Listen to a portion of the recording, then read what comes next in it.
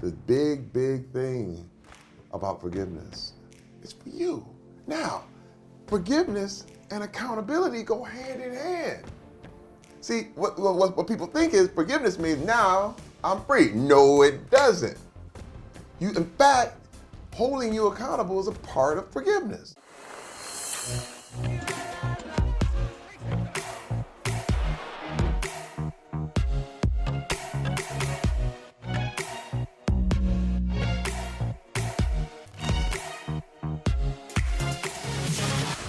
Welcome back, everyone, to the School of Greatness podcast. We've got the iconic, legendary Terry Crews in the house. My man, so pumped about this. Thank you. We met about a year and a half ago after my book came out. I think someone maybe told you about what I was up to. We started connecting. We had dinner, and I just fell in love with you. So even more than your persona on TV and movies and commercials, I was just like, here's a man of integrity. Here's a man who is speaking the truth. And here's a man who hasn't had a perfect life from childhood, but also has made a lot of mistakes as a man. Yeah. And you talk about that in your book and publicly about how you've made tons of mistakes, you know, in your marriage, with your kids, parents, with the other things, right? Yes. What do you think has been the biggest mistake that was the hardest for you to forgive yourself that you did? First off, we're getting deep first. Oh yeah, let's go. No, let's go. First of all, being unfaithful to my wife. Let's give you a little background on this whole thing. You know, my wife and I, we've been married 30 years now. As of July, it'll be 30 years. And I got married the day before my 21st birthday. Wow. And you didn't even know who you were. Oh my God, you know what I mean? You're like, oh, somebody likes me, marry her. You know what I mean? And let me tell you, man, it's weird because you don't know why you do things, okay? Especially in my culture, and I want to specifically talk about African-American culture. You know, therapy was looked at as something that meant you were crazy. And it was like, the whole thing is, I'm not crazy, why would I go to a therapist? And what was so wild is my father was super abusive, okay? And he was very abusive to my mom, my family, the whole thing. Is an alcoholic. Physically, emotionally. Everything, man. Just man, it wasn't, nothing was good. Nothing was good to him until it was wrecked. Like, anything, if you were having fun, he wanted to suck all the air out of the room. And even to this day, you're like, if you're 5 minutes having fun, he comes in, it's like, oh my God. It's that narcissist, it's that guy who he does not like when everyone else is happy. Yeah. So, you know, I mean, that was one of the things that I learned. And he went to a therapist one time, and when I was a kid, the therapist killed himself. He literally jumped off a bridge. Wow. And I was like, my father went to him, and I'm like, this guy is done. So in my head, I'm like, you know what? It doesn't work. So I said, we got to fight it out. We just got to do it and, you know, and make our way and do our thing. But when I was about, I would say maybe 9 years old, 8, 9 years old, I was exposed to pornography.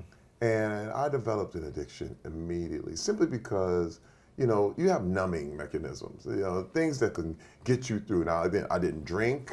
I wasn't on drugs. You know, I was a sports guy, but man, porn was like, if I saw it, it was, oh my. And this is back when you had pornography in the grocery store. Wow, yeah. I mean, people were still experimenting. People were like, it was Playboy days and the whole thing. And I remember my mother would send me in to go get some milk, and there was Playboy and Hustler. It wasn't wrapped up in plastic. Oh, no, it was right there, right next to people. Yeah. You know, it was like, and I remember just going, what in the what? And she used to come in like, what do you want? What are you doing? Put that down. I'll put it down. But see, that's the kind of toxic kind of thing that was ingrained in me from a young age. But also, my mother was addicted to religion. You got to understand, Louis, when I was a kid, I wasn't allowed to play sports. I wasn't allowed to go to the movies, listen to secular music, dance. Only thing we did was go to church. Wow. So you're talking about, I had 2 people that were opposite extremes in the house, and I was stuck in the middle. And what was crazy is that I had to. It was really I had to please both of them at all times. So I was a good kid. I mean, it was like my father would come in. Oh my God, we gotta just straighten up this house. We gotta do the thing. You want something to drink? Here's your beer. What do you want? Just stay out of his way. Get everything right. Make sure you iron your clothes because he hates when you don't iron your clothes. I mean, just that kind of panic. You had to please him constantly. Oh my God, if he looked at you funny, you're like, what's wrong with me? Right. You know what I mean? That was the thing. Like it was never a love look. Like I never got a look of like, man, I love this guy. I'm proud of you. Listen, I will never forget, man. I remember when he was drunk and he was just sitting there and doing his thing and he looked at me and I was a kid, man. I remember I walked up and kissed him on the cheek. Because I was like, this is my dad. I want to show him I love him. He looked at me with such disgust. Wow. And disdain. I said, I will never do that again. I felt so much shame. I remember, I'll never forget it to this day. Man, I'm 50 years old. I was like, oh my God, that look he gave me was like, what is wrong with you? And I was like, I'll never do that again. Wow. And then the religious aspect, because I really could never please my mother, because the big thing with her was that, you had to be saved. Now, in the church I went to, you had to get saved all the time. Every week. You had to be saved every week.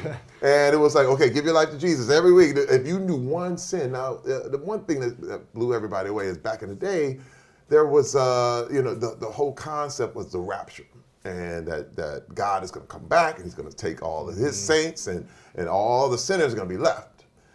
And, okay, when I'm 9, you didn't really explain the thing to me, because they said anybody who's left here, your head's gonna get cut off. This is the way they did it. Your head's gonna get cut off, and they're gonna be bleeding in the streets, and they're gonna throw you in a kiln. And let me tell you something. I mean, they would tell us this, and they were like, "So you want to be good?" So this is the deal. I used to have nightmares as a kid. I literally wet the bed till I was 14 years old because of the violence that was happening. But also just panicked feeling of I'm never good enough. I'm never going to make it. And I think I told a lie. Did I tell a lie? I don't know. Oh my, I got to get saved again. Wow. So you have this pressure, and I remember just feeling like I was spinning. And it was what you would call a holy roller church. So what would happen is when music would play, people would feel the spirit, and my friend would be sitting next to me. He'd start jumping up and down. And everybody's running around. I mean, literally sprinting around the church. Yeah. And the music is going, the whole thing. And I was like, oh my God, I want this. Like, how do I get this? Like, can I have it? And the preacher got up there and he said, you know what? If you don't feel nothing, you must not have nothing. Wow. See, this is words I'll never forget. And I went, no. And I was like, and so I was instantly wrong. Like, I would go home like, I don't feel it. I'm not feeling like jumping. I can't. And then I found out later that these people were manufacturing all this stuff. The pastor that told us that later, I found out, was selling drugs out of the pulpit and had girlfriends all over the church.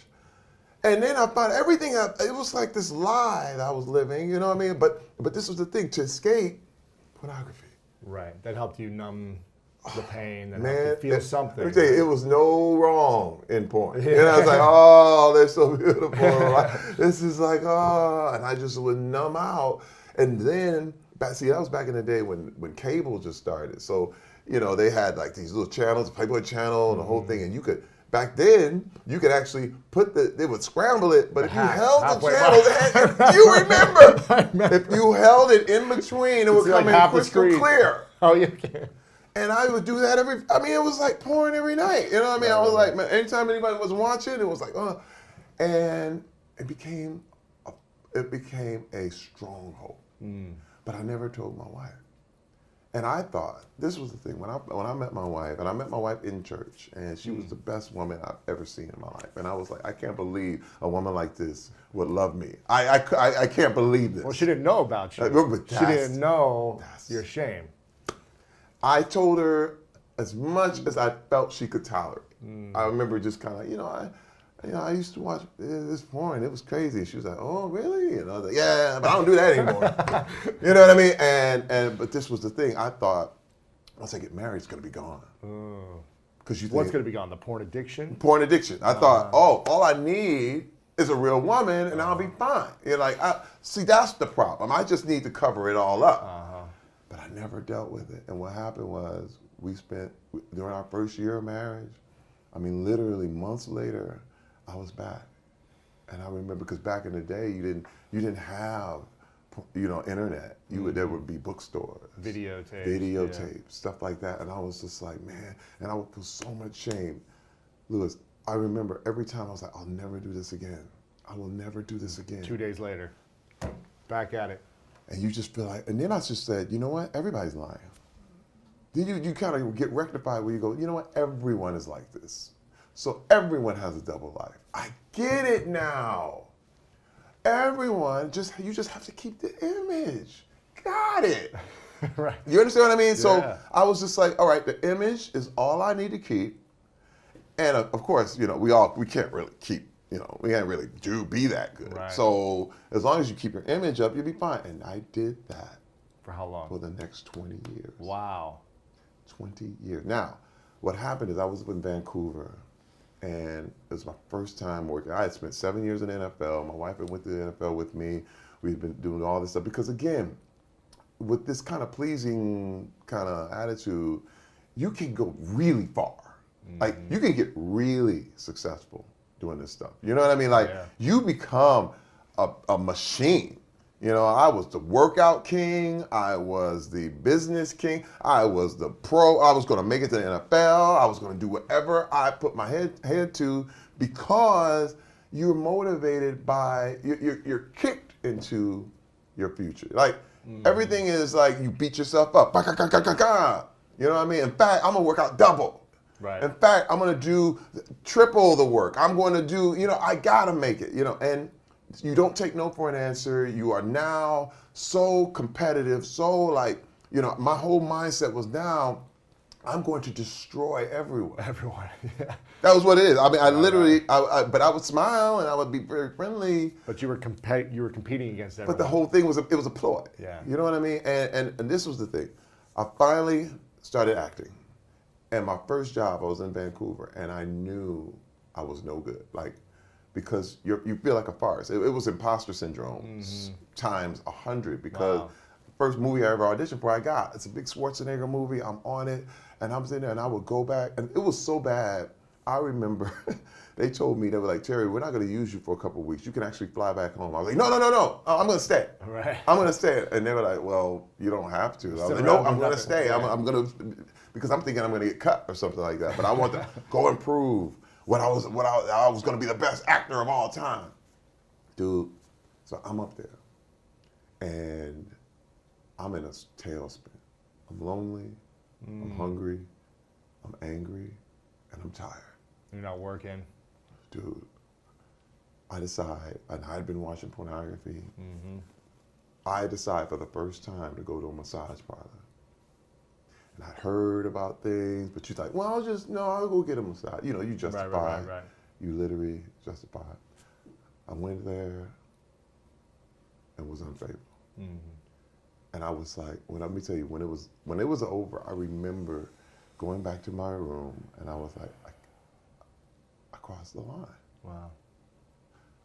Like, the line had been crossed, man. Like,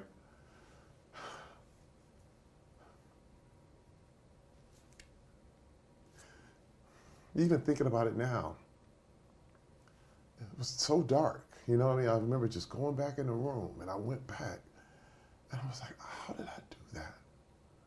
You know, it's funny, because once you caught out there, and the big trick is, it's right, this is going to give you something, this is going to do something for you, and then you realize you've been duped.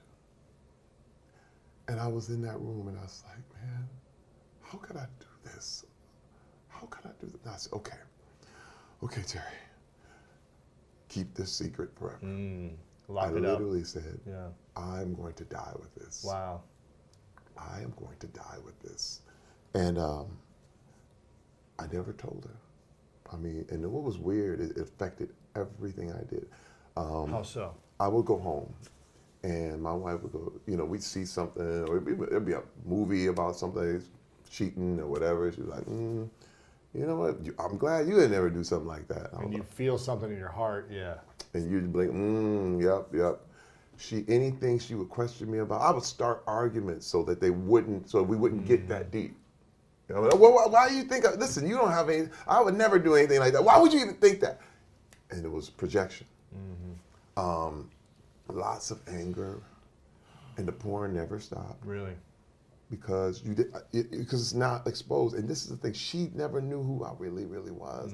And I felt like, my God, if I ever tell her, if I show her, she's gone. Wow. So it was a farce. So the fear of losing the best thing you ever had, your family, your relationship, your marriage, if you told her, but you had to hold the pain in and hold the shame in, and you felt like you could never tell her. So it was like, either way you lose. It was all loss. Yeah. So I decided, Terry Crews ain't gonna lose. He's gonna fake it. Yeah. You know what I mean? No matter what. And but then it all came crashing down. Now you gotta understand, like, I never went back to a massage parlor. But again, pornography. There were, like these places where you could go, and there'd be, strip clubs and this that kind of thing. And I was just like, well, it wasn't as bad as what I did before. So you start, again, you rationalize, and you go, well, I'm just a guy. And or then you start an argument with her, and then you go, well, look, you know what I need, and you're not giving it to me. Just all this kind of like justification is what I could say. And so you feel like, well, I'm not as bad as him. And dude, she knew the whole time. Because every time you do it, you're not close. It's like you put a new brick in between your relationship. There's a new seal off. And this is one thing I discovered. Intimacy is what a man is looking for, man. I mean, we need intimacy. And what intimacy is when you can see me for who I really, really am, and accept me and love me for who I am, for real. But as guys, if we never show who you really are, how are you gonna ever get intimacy? So it's for real. It's like you're literally yelling from behind a wall, saying, "How do I look, honey?" Yeah. And she's like, "I can't see you." But you're like, "Thank you. All right. Yeah, I'm great. Thanks." And you're like, no. If you show who you really are, now you can deal. But I had a wall. And she was just like, "What?" She said, "Terry," it was this night. We call it D-Day. We're going on the anniversary of it because it was around February 4th, 2010. Coming up. It's coming up. And I remember the Super Bowl was coming up, and I remember there was a snowstorm in New York City. I was in New York, she was in LA. And so you've been together for how long now? 30. No, we have already been 20 years. 20 years. 20 years. 20 years. She didn't know who you were. Did not know. Wow. Okay. And she had suspicions. Yeah, of course. She had this kind of thing. Exactly. And again, I was covering tracks, but man, she was like, "What is it I don't know about you, Terry Crews?" Now, another thing I have to say is that I was very successful. Yeah. I was very successful. You were rising. Oh my God. Achieving. Dude, I'd already been through the NFL, already done all these movies and TV shows and this kind of thing. Yeah. Commercials. And this is one thing I tell people all the time is that success is the warmest place to hide. Ooh. It's so warm in here.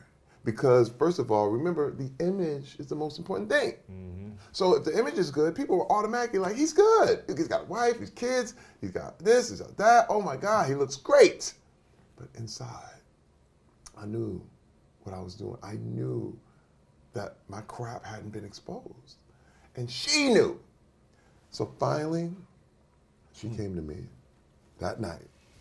And I was at the Mercer Hotel. Right there in Soho. Never forget it, man. In fact, I've never stayed in a Mercer since then. Simply because it was just that reminders of it's such a dark place. I actually have to redeem that place. You know what I mean? To go there on Beauty the 10th for anniversary. Ashes. Yeah, you know what I mean? Right, and redeem it. But what's so crazy is that she said, Terry, it just blew me away. It cracked my egg, man. She said, what is it I don't know about you, Terry Crews? Because we have been arguing all night. And those words, I remember just hanging up. And then I laid there in the bed, and I was like, you know what? Keep the lie, don't tell her. And something told me, man, and I ain't gonna tell you, I don't even have to tell you what, it was like the universe, people could call it was God, it was Jesus, it was whatever runs the world, said to me, Terry Crews, if you don't tell her, I'm going to leave. Wow. Now, I was just like, wait a minute. Like it was almost like Wow. he was like, I've been dealing with you forever, giving you a shot to tell your truth, to really just be honest. And you know what? I'm done with you. And I felt so alone. It was, man, Lewis, I can't even describe. It was, again, it was a snowstorm going on. It was like everything was dark, and I'll never felt that darkness, anything like that ever again.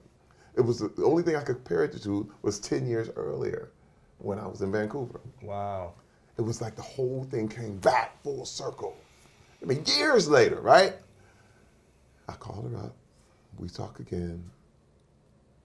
And I told her, Lewis, I'll never forget the gasp on the other end of the line. Wow.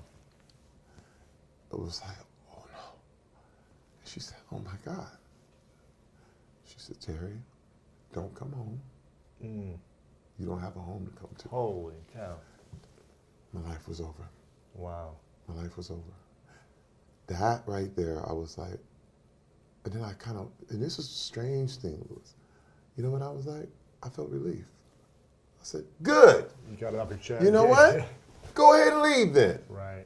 Then you probably weren't with me in the beginning. You know, again, I still didn't want to give it up. I was like, you know, I'll just find me another girl, and now I'll just start over because I'm successful.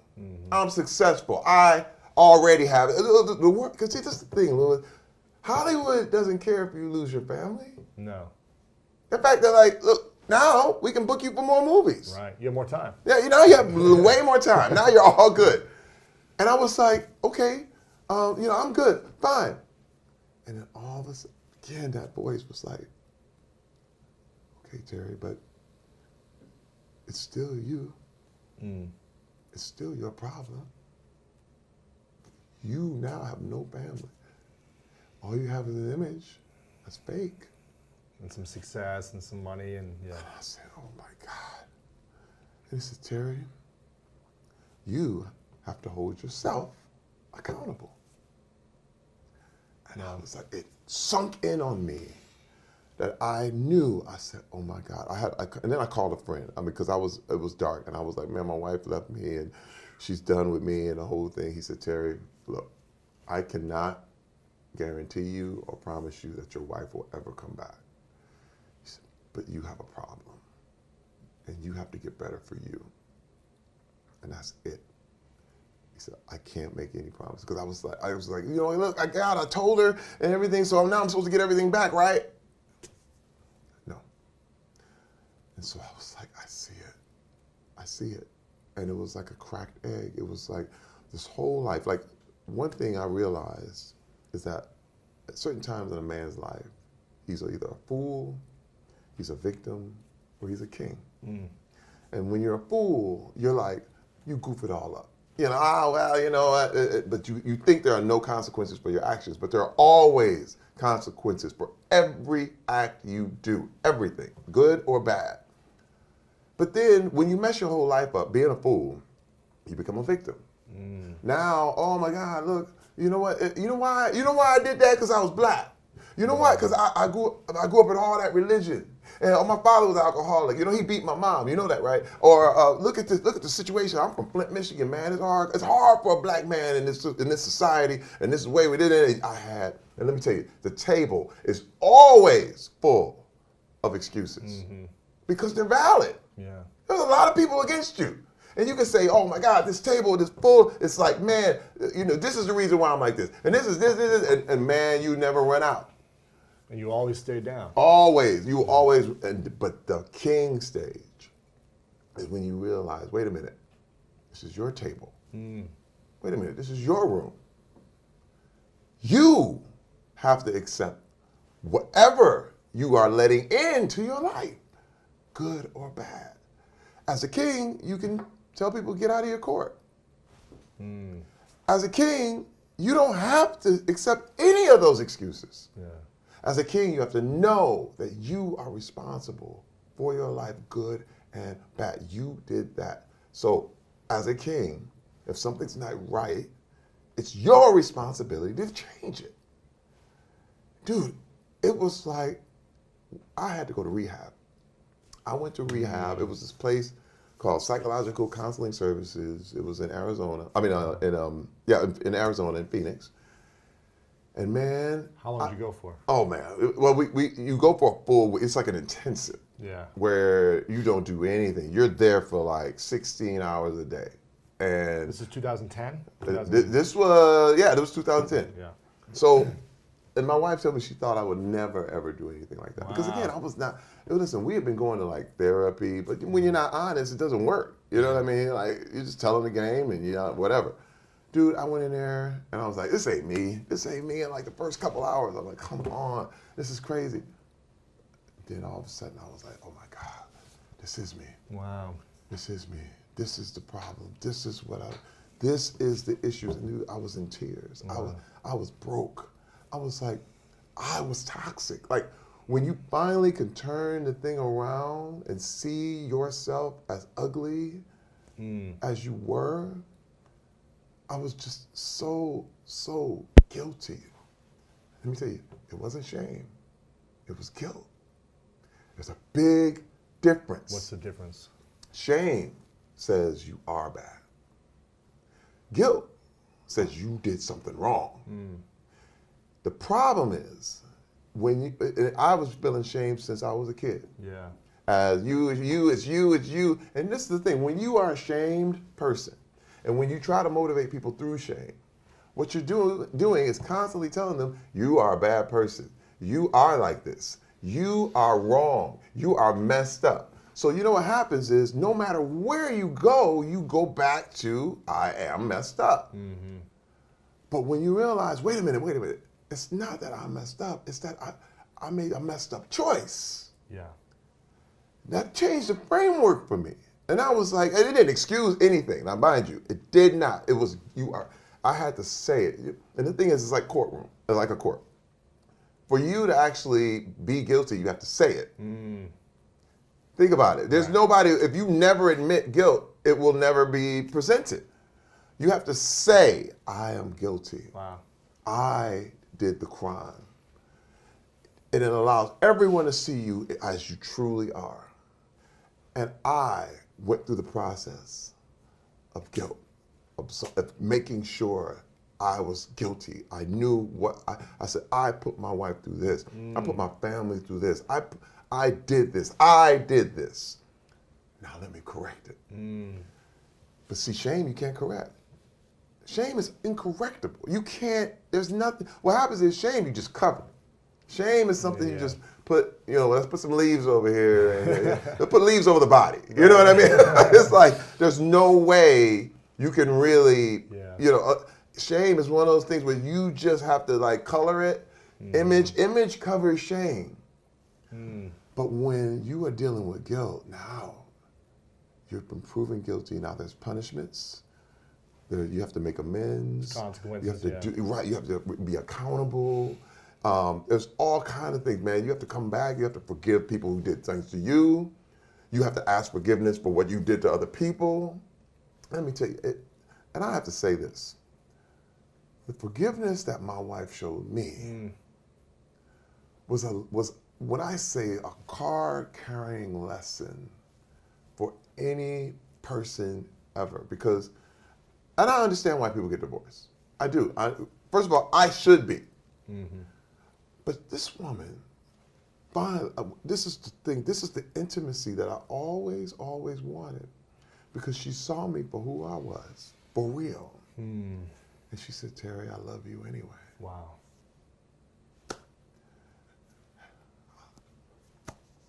Man, Wow. that's all you want. Yeah. That's all I ever wanted. All I ever wanted was to be seen for who I was. And I was like, you love me? Like, I thought it was real. I was like, I thought she wouldn't come back. But she did. She said, but Terry, I love you. And man, that blew me away. Yeah. Because I was living this man life, and here I am. You see me as nothing. I'm like, I'm feeling about myself. Like, I feel like I'm worth dirt. And she was like, oh, I love you. Wow. And man, that changed everything. It was like, the thing that I needed, I was running from the whole time, Lewis. I was running from it the whole time. And I vowed, I said, after that, I said, my God, I can correct this. This is fixable. This is fixable. This is not something, and this is what I learned through counseling, and I continue still to this day. I mean, it's been 10 years of constant work. Constant just, hey man, I can fix this. Wait a minute. And this is why when I talk about toxic masculinity, I'm talking about me. I'm not in the game to be like, look at you guys, and let me tell you about you and what you've been doing. Hold up, I'm talking about me. First of all, when people clown me about, oh man, oh yeah, you got molested, I would have been the guy who did that stuff. Yeah. I would have been the guy like, man, you too big to get, man, you just go to smack somebody and get out of here. I would have been that person. So I'm never, ever pointing the fingers at another man as if you need to get it together, brother. I'm not spreading shame. But I am saying we need to say we're guilty. Wow. We need to say what it is we did wrong. And this is the only way. The only way I can really, because right now in our society today, we have a big thing about apologies. You know, yeah, hey, I said I'm sorry. I said I'm sorry. I said I'm sorry. So now you got to forgive me, and let's keep going.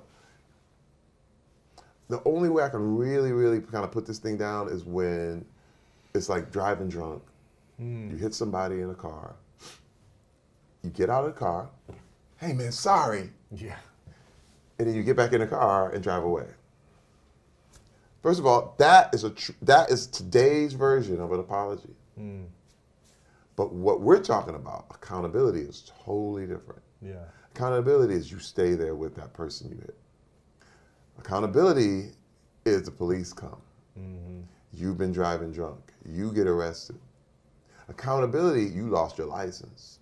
Accountability, you're paying fines and you're paying for the person you hit, and you are paying for their recovery. Yeah, you might be in jail for some time. You might have to. You might listen. You'll be cleaning up on the side of the freeway for about 6 months. Yeah. You know what I mean? It doesn't matter what status you are. That's accountability. You pay the price. And accountability says that it says now we can get back to even here. Now it's about amends. Some balance, yeah. You know what I mean? And that's what I have dedicated my life to doing. Yeah. My life, it's funny because when I look at even the massage parlor that I went to, I learned later on, I joined, I became an ambassador for the Polaris Project, which deals with sex trafficking. And it talked about how many of the women that are involved in that whole thing are not free. Yeah. They're not free. They're basically indentured servants. And they're basically trying to pay off debts to get out from some pimp or get out from under someone who's got them. And I played that whole thing out of my head because I said, I did that. I gotta correct this. And so I became an ambassador for Polaris Project because to stop human slavery today, you know, the fact that, you know, at every opportunity that I can see, I'm really trying to tell my story in order to just bring light to, man, you know, we've been hypnotized as men. We've been hypnotized, man. This masculinity thing is to a point where, you know, I could understand the Taliban. Right. You know what I mean? Like, wait a minute, I knew Taliban. You know, in the African American culture, we have a black Taliban. It's like if you don't do black the right way, you're out. Really? If you are not this kind of black man, you are instantly, this is a lot of things white people don't know, but there is a sector that is so pro-black Taliban, I call them the Ankarite, which is the Ankh symbol, the Egyptian thing, that they actually line up with white racists. Oh my gosh.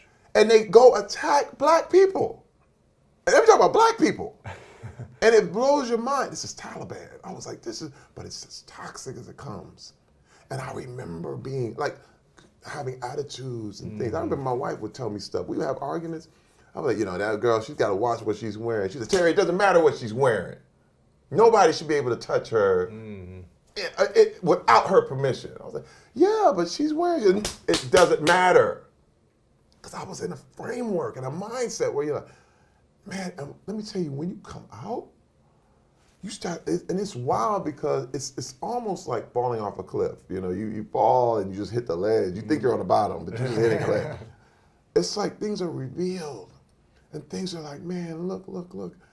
And then in 2017, my wife and I went to this party, and this agent, who was the head of William Morris Endeavor, his name was Adam Bennett, literally represented Michael B. Jordan, Sylvester Stallone, all the super big stars, Adam Sandler. It was actually Sandler's party. And this guy comes over to me. I mean, he's licking his tongue out, doing all this crazy stuff. I've got my wife's hand. And let me tell you something. Once you out of that, you know what toxic masculinity looks like. You know, and I have to say, the term toxic masculinity has been overused. People have been, toxic, you know what it is? It's abuse of power, quite simply. It's an abuse of power. Anywhere you see this kind of stuff, where you see an abuse of power, we're talking about these kind of problems. Right. This guy came over to me, man, and he's licking his tongue. Now, I know drunk, and I know drugs. Yeah. I grew up in Flint, Michigan. I know the crack epidemic. I grew up with it. I know people who are high as hell. He was high on something. I cannot, I don't know what it was. He was out of his mind.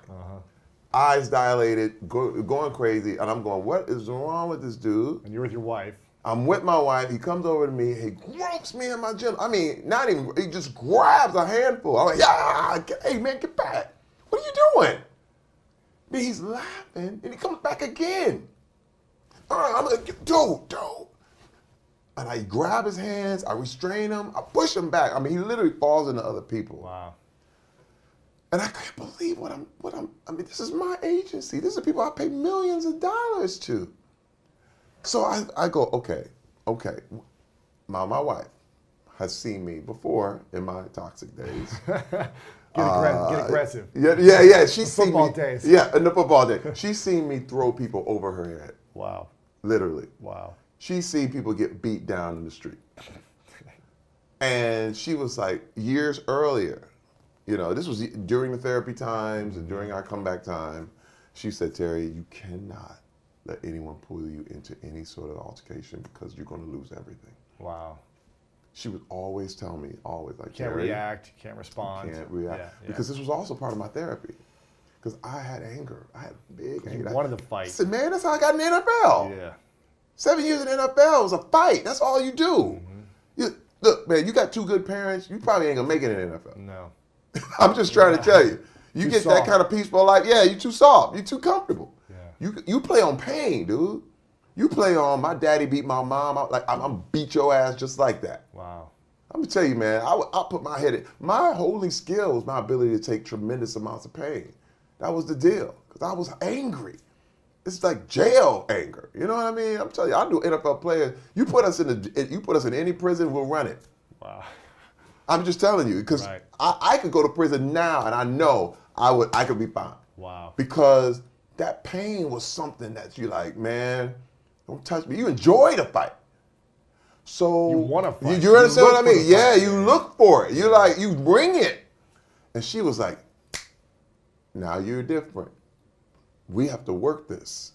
And I said, you're right. And I had that question, why would I want to just snap on somebody? Why would I love to just put somebody's face in the pavement. Why can't I walk away? And let me tell you, man, that was the biggest test I ever had, ever. Because I grabbed her hand. Because I was going to kill this dude. Wow. Louis. Dude. Someone grabbed you there. Yeah, listen, what people don't even fathom is the aftermath of these kind of actions. I know. Because imagine, even if I would have just pow, and he fell and died. Your career's over. Your life's over. Life's over. Life's Wait, over. if he may not even have been there to tell the story. Everybody would say, Terry Crews just killed a man. Well, what was he hot? I don't know. No, he bumped into Terry. He got mad. I wouldn't have been able to say, well, he did that. They'd be like, yeah, right. Dude, I got in that car. I kept my hands on the steering wheel. I was gonna drive back in. I mean, I literally was gonna drive. Like took everything I had to drive away. Not go back. And yeah. She said, my wife was like, I'm so proud of you. Wow. I'm proud of you, Terry. I'm proud of you. And I was like, now, next day, go right to the agency. I'm like, hey man, what are y'all gonna do about this? This is crazy. Guy calls me up. I'm sorry, I was drunk. Instantly, I knew he was lying. Because when you tell me you're drunk, I know you're lying. So now you're not dealing with this thing. Now you're not willing to say you're guilty. You just got back in the car. You're making an excuse. Yeah. I'm on the ground. You got back in the car. You drove off. You just made an excuse. And he was like, sorry about that. So I go up. I talk to my agent. I said, dude, you got to do something about it. We're going to handle this. We're going to handle this at the highest levels. We're going to do whatever it takes, Terry. You watch. I got zero. I waited. It was like 8 months later, and I'm going, nobody's doing nothing. And I couldn't believe it. I was like, babe, nobody's making a move. I said, this is ridiculous. And all of a sudden, the Weinstein story breaks. And these guys all over the internet are going in on these girls about, they kept the story, now, why are you telling now? Why are you doing this now? Why are you doing that now? And I just got so angry, I couldn't believe it, because I said, this happened to me. I was molested. And I didn't go public. You know what I mean? I didn't make a big deal. I'm waiting for them to make it right. I didn't say, William Morris did this right off. And first of all, if I'd have made a police report back then, I would have been laughed out of the station. Right. They'd have been like, what? Who cares, yeah. What? They grab acid, man. What? Because first of all, you're talking about a complicit system. I mean, imagine the women that come through. It's like, oh, yeah, whatever. Look what she was wearing, man. Right. Hey, I couldn't resist. And dude, I would have been laughed at. There was nothing I could say. But when that happened, I backed those women up right away through 16 tweets. My wife didn't know, publicist didn't know, agent, and nobody knew. I was on the set of Brooklyn Nine-Nine, and I did those tweets. And I knew, I was like, oh my God. I said, if I had remained silent, I would have felt like a fraud. I said, those women were being sent out in the fire. Like they were just out there, and these guys were just lambasting them. And I said, I gotta support you. I have to support you. Their courage gave me my courage. Yeah. And because I know what it is. I know what this shit is, man. And I said, man, and they were gaslighting me, dude. So finally, when I did these tweets, and I remember I didn't name a name. Did not say a name at all. The agency calls me. Hey, Terry, you all right? We saw, I was like, we saw your tweets and the whole thing. I said, so, well, why are you calling me? And he said, well, we didn't know, Terry, we didn't know. This was one of the higher ups. He's like, we didn't know. I said, well, why are you calling me? Because I didn't name anybody in those tweets. Could have been anybody. You knew. So stop playing this fucking game with me. Right. I mean, literally, that's for real. And I was like, dude, are you serious? The great Ari Emanuel, president of William Morris, the man. He's like, I am going to grant you a meeting with me. That's what he said. Grant you a meeting? I'm going to grant you a meeting with me. He said, would you like it to be at my home? Or we can meet at the Four Seasons. I was like, I'm not going to your house. Let's meet at the hotel. So he sits there, he comes in, he's like talking about, oh man, I juice. Do you juice? I'm going, we really gonna talk about juice right now? Okay. I said, look, I pulled out a letter he wrote that said, Mel Gibson should be blacklisted from Hollywood. Why? Because of anti-Semitic remarks. He should never work again. What I did, I took that same letter, I crossed out Mel Gibson, put Adam Bennett, his agent. Crossed out anti-Semitic remarks, and I put sexual assault. And I said, read that. Now you know what you have to do. He said, it's different, Terry. So what's different about it? He said, well, you know, I said, first of all, hey, look, anti-Semitic remarks, as reprehensible as they may be, are not illegal. Sexual assault is a crime, punishable by law. What he did to me, you go to jail for. He was like, look, okay, what we're gonna do, he's gonna lose his title, and we're gonna suspend him for 30 days. Is that good enough for you? I said, wait a minute, why are you asking me what's good enough for me? I said, first of all, I said, it's not my job to tell you how to police your people. Yeah. I said, dude, he has to go. You cannot do this to a client and go back to work. Right. I said, I am accepting nothing less than his dismissal, Mr. Ari Emanuel. And he said, do what you got to do, Terry. Wow. And that started our year saga of courtrooms, and then they went public and said that I basically tried to take advantage of the metoo movement and piggyback on this movement that real women had been really molested. Right. And they protected him, they stood by him, they were like, he did nothing wrong. We went into all this hoopla, and finally it all hit the fan because more people started coming forward. Oh, wow. More people. And they just we just found this out. I was like, you knew this shit from the beginning. Right. So you just wanted to play me out. And listen, I have big time stars. Big time people came to me and they said, Terry, they told me not to work with you. Wow. Terry, they told me not to do. They were planting they had stories planted about me and prostitutes in Monaco and the whole thing, ready to go to all the press. And that was my second honeymoon. And I was like, no. So what I did, I just went in. I put all their stuff and put it out myself. Wow. And I went vocal. I went public. Because this kind of thing, you got to call out a heckler.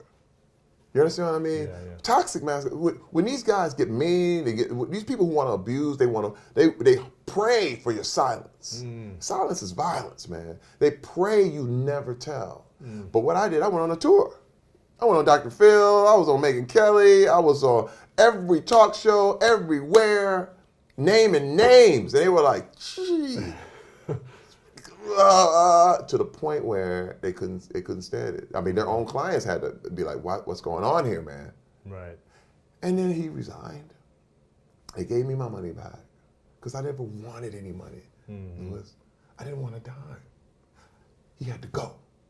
I accepted nothing. They actually were talking about, well, what does he want? What does he want? Yeah. You know, they sent lawyers to do that. I walked out. I was like, I'm not playing this game. They said, what does he want? I want him gone. Well, that's not going to happen. I said, well, then you're not going to get it. It ain't going to happen. Yeah. So he agreed to leave.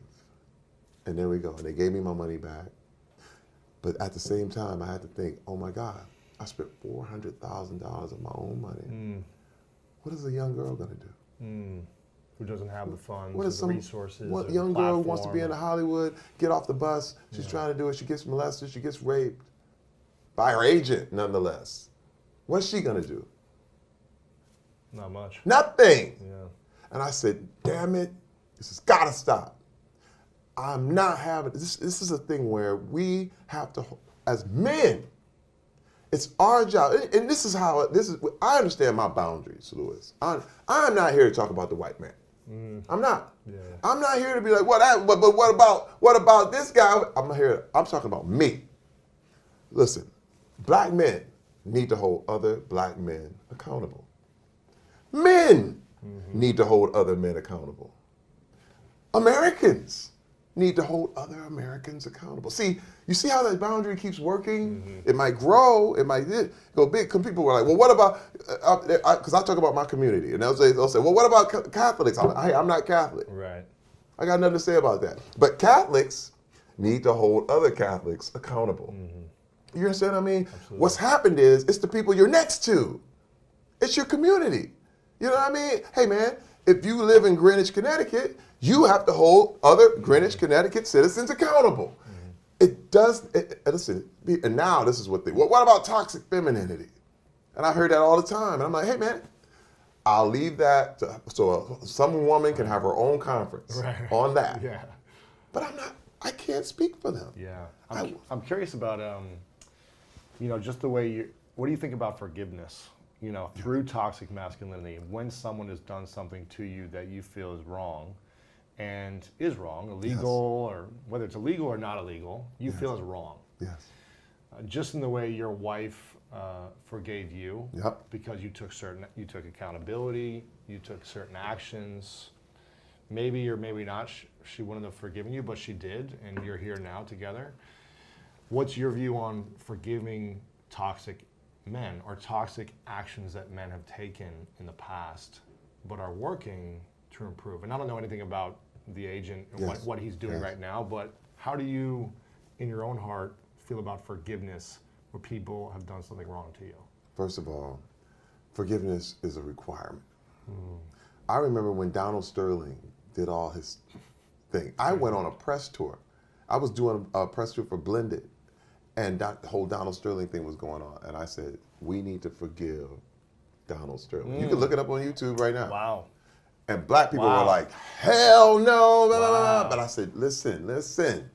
The big thing about forgiveness is that it's not for him or them.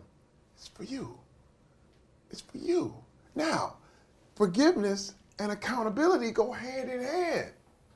See, what people think is forgiveness means now I'm free. No, it doesn't. In fact, holding you accountable is a part of forgiveness. I forgive you. I let you go.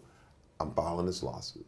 You understand what I mean? Like, that's as far as forgiveness goes. I forgive you. Meaning, hey, man, you know what? I'm not going to let anything you do affect me in a negative way. You understand what I mean? In fact, I'm going to let it propel me to do more courageous acts to help other people.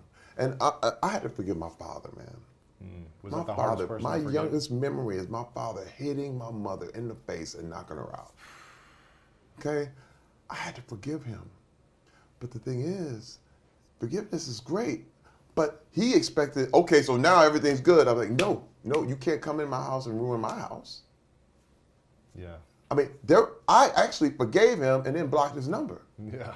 Do you see what I'm saying? Sure. See, but that's where we're getting it mixed up. Because what happens is when a smooth, toxic guy knows how to manipulate that. Come on, baby, you forgave me, right? Let me back in. It's like, you've already crossed that line. Now, forgiveness is like, you know what? I forgive you. Go your way. Goodbye. That's the best kind of forgiveness ever, man. Yeah. Unless maybe, would you ever bring someone back in your life if they showed accountability for a while and you felt like it was sincere and true? I've already done just like what your wife has done, where you took the actions, you were sincere, I have to say this. It is wild because I have a really good friend who I can say betrayed me. And he literally worked his way back. And now we're back again. Really? I'm telling you, it's so amazing. My wife will tell you. We went through the whole thing, straight betrayal. And I was like, what?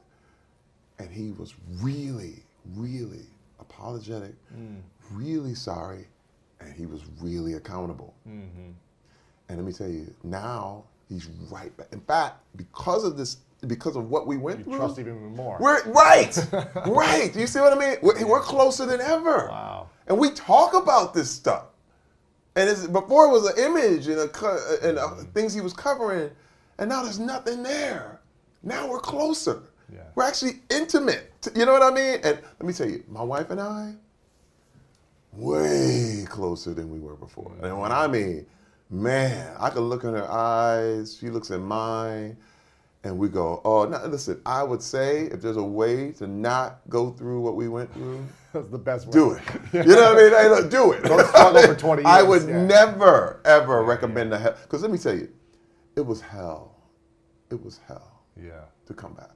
I mean, there were times I would come home and she'd be in the kitchen just crying, just standing there.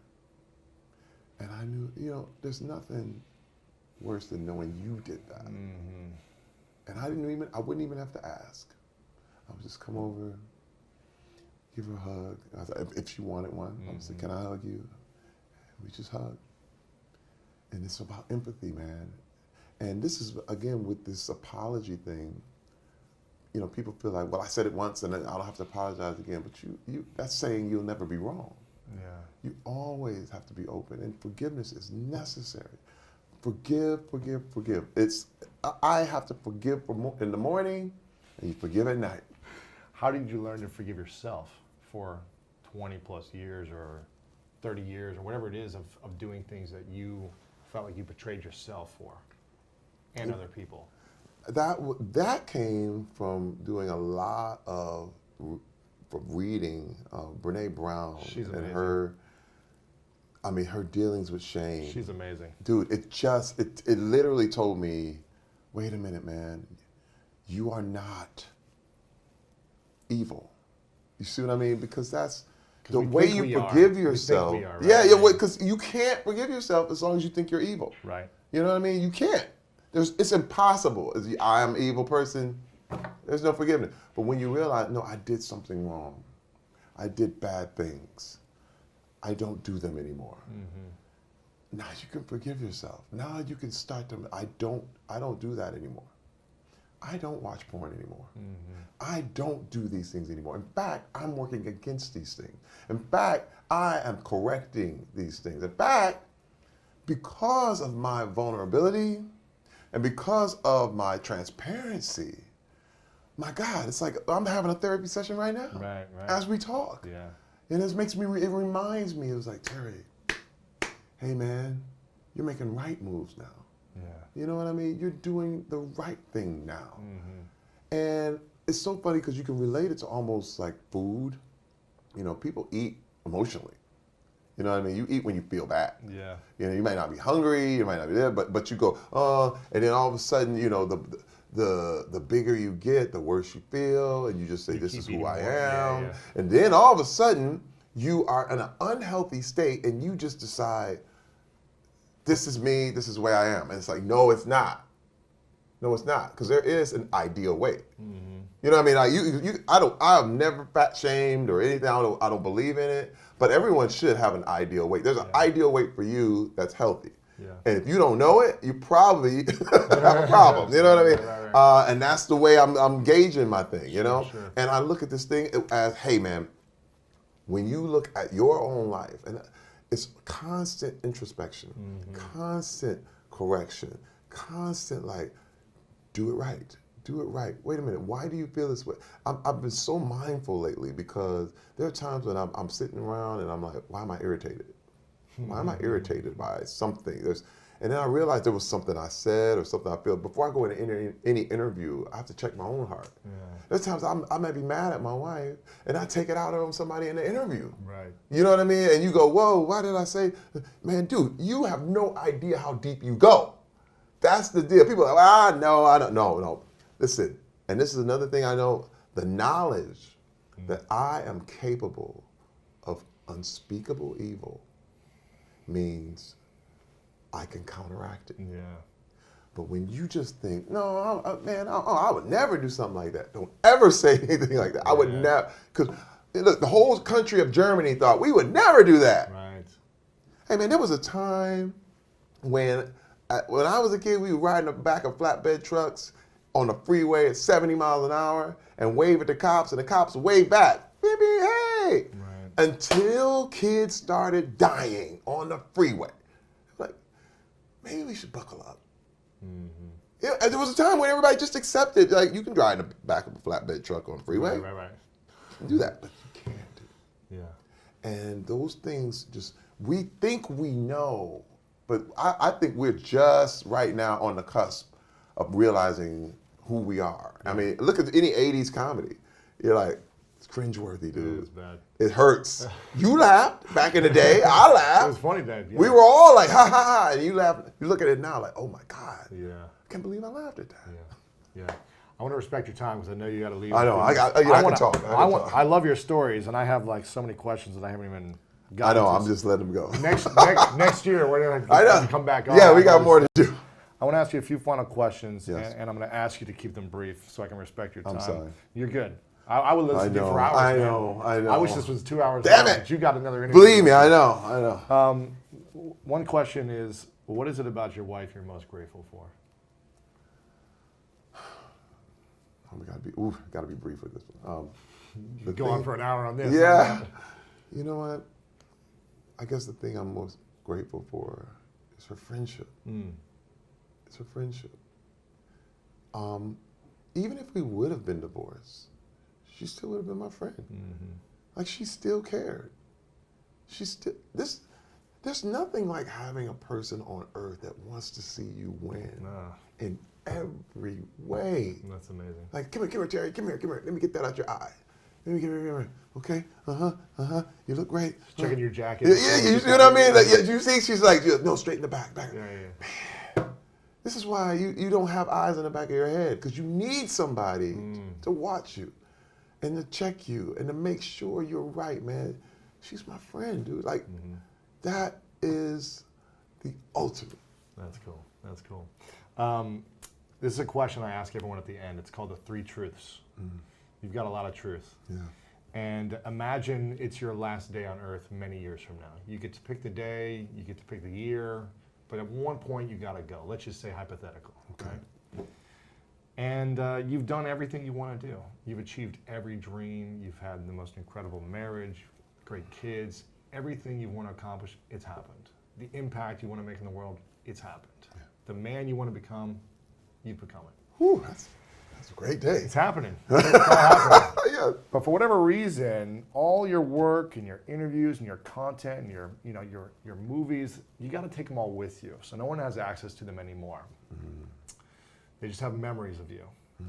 And you get to leave, you get to a piece of paper and a pen to write down 3 things you know to be true about all your experiences in life, all your lessons, the challenges, the love.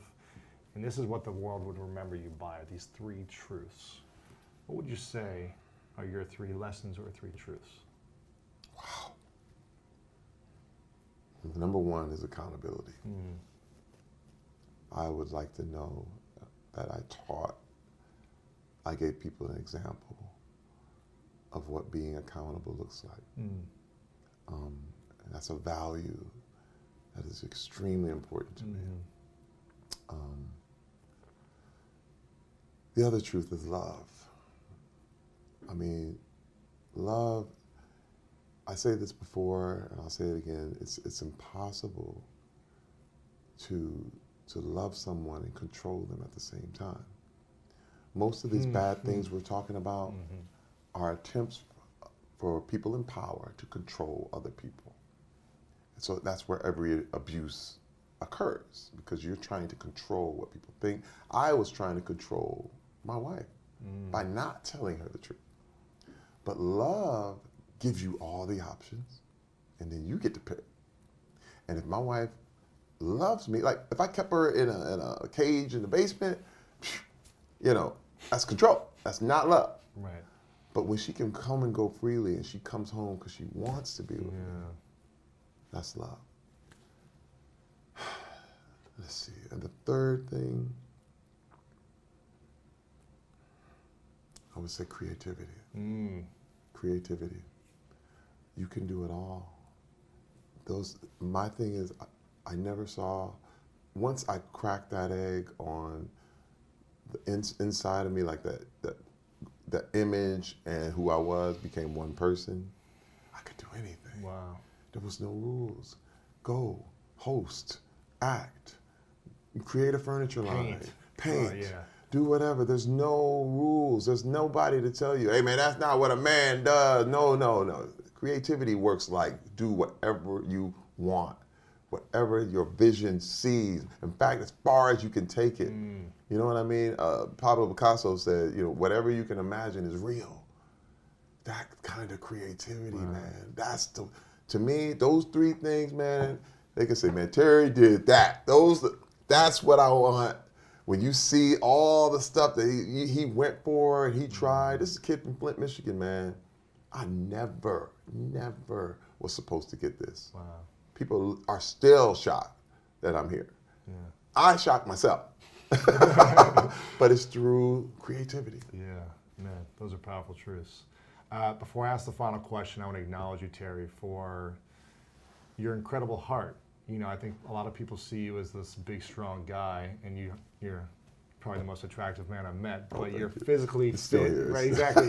Your physical strength is impressive, but your heart strength is really what's inspiring to me, and I think to so many people that you're willing to continue to use your platform for a place of service and impact. Thank you. I think that's, for me, a true measure of a man is someone who's in service. And I honor and recognize that in you and acknowledge you for all you do to be accountable for yourself. You know, I know we've talked before, I've made tons of mistakes in my life and I'm not perfect and I'm constantly owning up to that accountability personally. And for you to lead the way, it's really inspiring for me and so many men and women in the world. So I acknowledge you, my man. I hope we get to do more interviews in the future and dive in, because we didn't even talk about your art, your creativity. Oh, we got more. Yeah, I got a whole deal on that. Terry's one of the best artists I've ever met. But right now, you can get the book Manhood. Make sure you guys go pick this up. Get it for yourself. Get it for a man in your life. And for women, if you're living with a man, how to understand men better. This is a great book. Check this out. You're on Brooklyn Nine-Nine. Is it out right now? You're filming right now, and it's out. We're filming now. And it's and it's out. And I'm hosting America's Got Talent. America's Got Talent is huge, man. Congrats on that. Huge. I've been watching your stories and everything. It looks so inspiring, man. It is. It's so great, man. I was made for that show, dude. You are the perfect host. You are freaking it's unbelievable. What else? How else can we support you right now? We can follow you on Instagram. Yes, just at Terry Crews, Instagram, at Terry Crews on Twitter, Facebook, Terry Crews. So, and you know, I'm just always doing stuff. Oh, I have a children's book coming out that I illustrated. Yes. Is it coming out? It's literally coming out next month. We are getting the whole thing together. It's self-published. It's called Come Find Me. And it's an augmented reality book where it's a first-time reader. It's in Portuguese, English, and Spanish. And you open it up. You have an app. You can put the phone on or your iPad on the pictures, and the characters pop right out of the book. We are going all out. Come Find Me. Where can we pre-order that on Amazon? Actually, it's comefindmebook.com. Okay. And we have it. It's literally coming out next month. So sweet. We're lining it all up, man. It's my first children's book. Because let me tell you, this is the thing. What broke my heart more than anything was when Bill Cosby went down.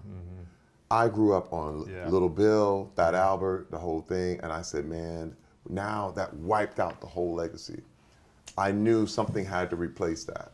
And I created this book, and it's two characters, Marcus and Anthony, two little young African-American boys who are based on real people. I co-wrote it with my friend Ken Harvey, who was a pro football player, and his kids are all grown. They have master's degrees, the whole thing, and they're wonderful kids, but they're based on them as they were little kids. That's cool, man. Come find me. We'll link it up. We'll promote it out. In 30 seconds or less, final question, what's your definition of greatness?